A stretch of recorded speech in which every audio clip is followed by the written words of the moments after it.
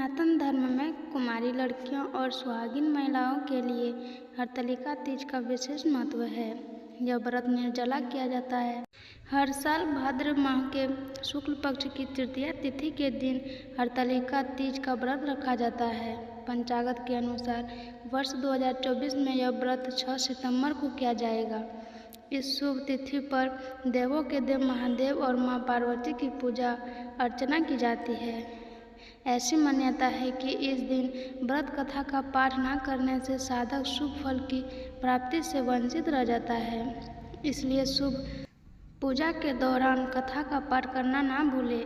आइए सुनते हैं हरतालिका तीज की व्रत कथा।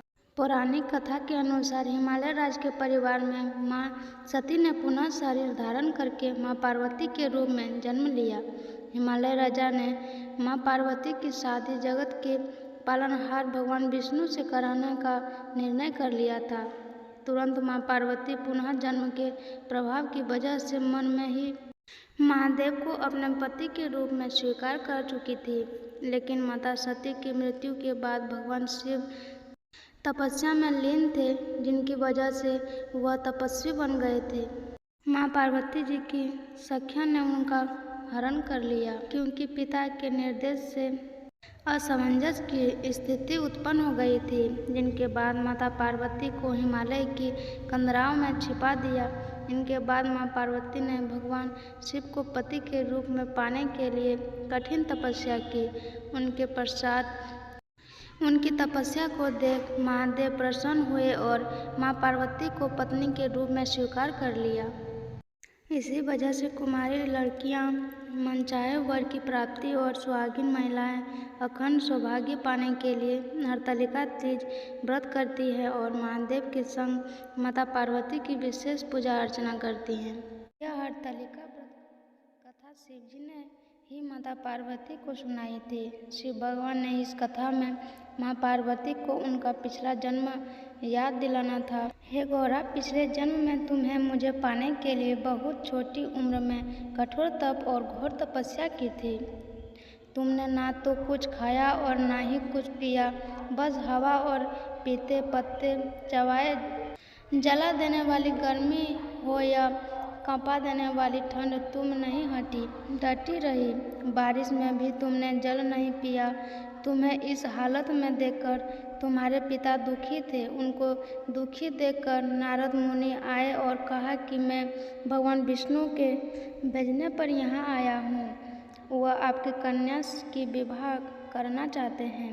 इस बारे में आपकी राय जानना चाहता हूँ। नारद जी की बात सुनकर आपके पिता बोले, अगर भगवान विष्णु यह चाहते हैं तो मैं उन्हें कोई आपत्ति नहीं, परंतु जब तुम्हें इस विवाह के बारे में पता चला तो तुम दुखी हो गई। तुम्हारी एक सहेली ने तुम्हारे दुख का कारण पूछा तो तुमने कहा कि मैंने सच्चे मन से भगवान शिव का वर्ण किया है, किंतु मेरे पिता ने मेरा विवाह विष्णु जी के साथ तय कर दिया।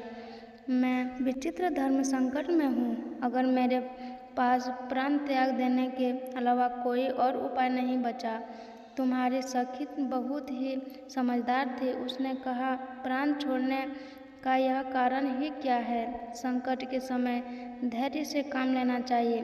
भारतीय नारी के जीवन की सार्थकता इसी में है कि जिन्हें मन से पति रूप में एक बार वर्णन कर लिया, जीवन पर्यटन उसी से निर्वाह करने में तुम्हें घनघोर वन में ले जाती हूँ। और जो साधना स्थल भी है वह जहाँ तुम्हारे पिता तुम्हें खोज भी नहीं पाएंगे।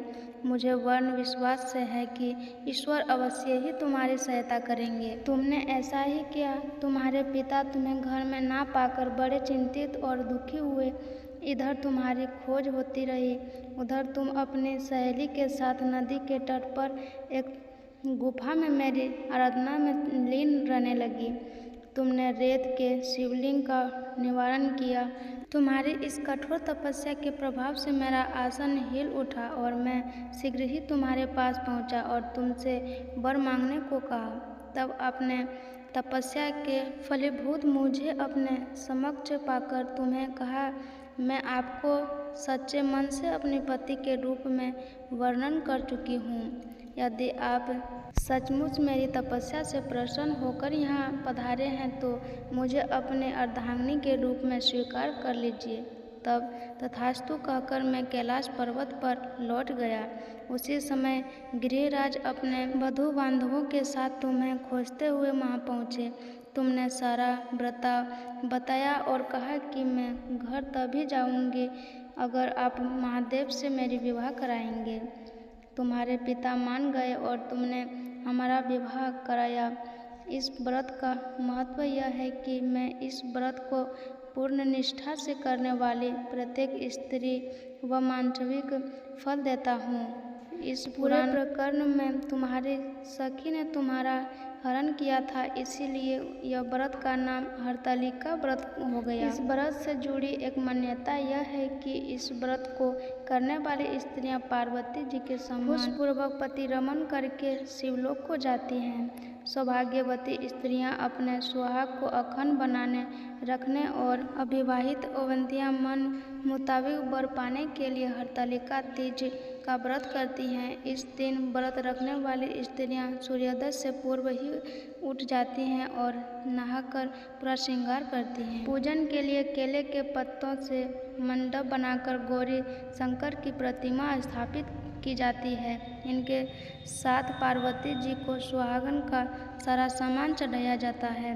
रात में भजन कीर्तन करते हुए जागरण कर 3 बार आरती की जाती है और शिव पार्वती विवाह की कथा सुनी जाती है। इस व्रत के व्रती को शयन का निषेध में, इसलिए उसे रात्रि में भजन कीर्तन के साथ रात्रि जागरण करना पड़ता है। प्रातःकाल स्नान करके उनके पश्चात श्रद्धा एवं भक्ति पूर्वक किसी सुपुत्रा सुहागिन महिलाओं को श्रृंगार सामग्री, वस्त्र सामग्री, फल, मीठा एवं यथाशक्ति आभूषण का दान करना चाहिए। रेती के शिवलिंग बनाए हैं तो उनका जलाशय में विसर्जन किया जाता है और खीरा खाकर व्रत को संपन्न किया जाता है।